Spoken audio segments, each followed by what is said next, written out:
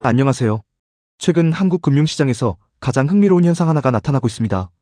보통 주식시장이 강하면 그 나라의 통화도 함께 강세를 보입니다. 외국인이 한국 주식을 사려면 달러를 원화로 바꿔야 하기 때문입니다. 그래서 코스피가 오르고 외국인 자금이 들어오면 원화도 강세를 보이는 것이 일반적인 공식입니다. 그런데 최근에는 이 공식이 잘 맞지 않았습니다. 코스피는 강세를 보였고 AI 반도체를 중심으로 기업 실적도 개선됐습니다. 수출도 예상보다 견조했습니다. 그런데 원화는 좀처럼 힘을 쓰지 못했습니다. 도대체 왜 이런 일이 벌어진 걸까요? 이 질문에 대해 해외 투자은행 바클레이즈는 흥미로운 분석을 내놓았고 블룸버그도 이를 소개하면서 글로벌 투자자들의 관심이 집중됐습니다. 오늘은 바클레이즈의 주장과 정부 및 국민연금의 반론을 모두 살펴본 뒤 투자자는 무엇을 봐야 하는지까지 함께 이야기해 보겠습니다. 먼저 리밸런싱이라는 개념부터 이해해야 합니다.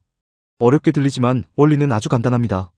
여러분이 1억 원을 투자하면서 국내 주식 40%, 해외 주식 30%, 채권 30%를 담았다고 가정해 보겠습니다. 그런데 국내 주식만 크게 올라 어느새 국내 주식 비중이 50%가 되었습니다. 원래 목표는 40%였는데 시장이 오르면서 비중이 커진 것입니다. 이때 원래 목표 비율로 되돌리기 위해 국내 주식을 일부 팔고 채권이나 해외 주식을 사는 작업을 합니다. 이것이 바로 리밸런싱입니다. 국민연금도 같은 원리로 운용됩니다. 국민연금은 국내 주식, 해외 주식, 국내 채권, 해외 채권, 대체 투자의 목표 비중을 정해놓고 운용합니다.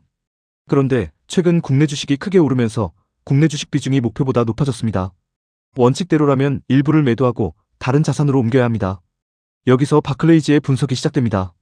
바클레이즈는 국민연금이 시장 안정 등을 고려해 리밸런싱을 늦추거나 완화하면서 시장의 수급 구조가 달라졌다고 분석했습니다. 원래 시장에 나왔어야 할 국민연금의 매도 물량이 나오지 않았고 그 결과 국내 주식시장에 자금이 더 오래 머물면서 주가를 지지하는 효과가 나타났을 수 있다는 것입니다. 또한 원래 채권이나 다른 자산으로 이동했어야 할 자금 이동이 줄어들면서 채권 시장 수급에도 영향을 주었을 가능성을 제기했습니다. 여기서 중요한 점이 있습니다.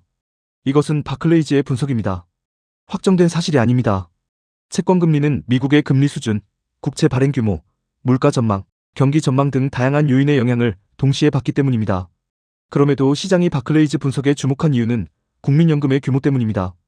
국민연금은 세계 최대 연기금 가운데 하나입니다. 이처럼 거대한 기관이 자산 배분을 조금만 조정해도 주식시장과 채권시장, 외환시장까지 영향을 줄 수 있기 때문입니다. 그렇다면 이것이 왜 원화 약세로 이어진다는 것일까요? 바클레이즈의 논리는 이렇습니다. 국민연금이 국내 주식을 계속 보유하는 동안 글로벌 펀드들은 자신들의 투자 원칙에 따라 한국 주식 비중을 줄였습니다.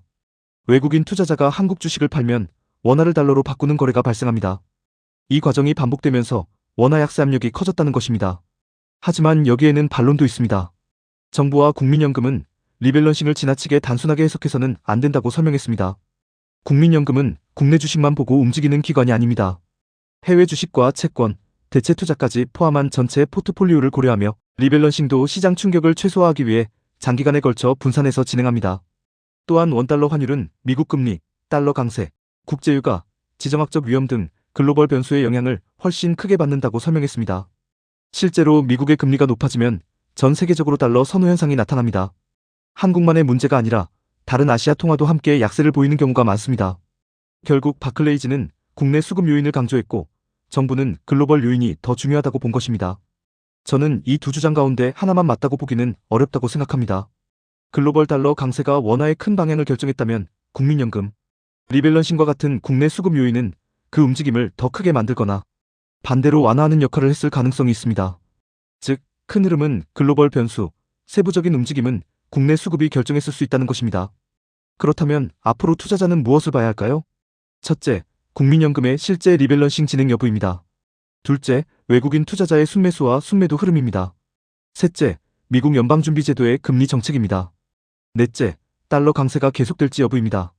그리고 마지막으로 국제유가와 지정학적 위험입니다. 이 5가지가 함께 움직여야 원화도 의미 있는 방향성을 만들 가능성이 높습니다. 오늘의 핵심을 한 문장으로 정리하겠습니다. 원화 약세를 국민연금 하나만으로 설명하는 것도 반대로 국민연금의 영향을 전혀 없다고 보는 것도 지나친 해석일 수 있습니다. 투자에서는 언제나 여러 변수를 함께 보는 균형 잡힌 시각이 중요합니다. 여러분은 어떻게 생각하시나요? 국민연금의 리밸런싱이 실제로 시장에 큰 영향을 줄 것이라고 보십니까? 아니면 결국 미국 금리와 달러가 더 중요한 변수라고 생각하십니까? 댓글로 여러분의 의견을 남겨주시고 영상이 도움이 되셨다면 좋아요와 구독도 부탁드립니다.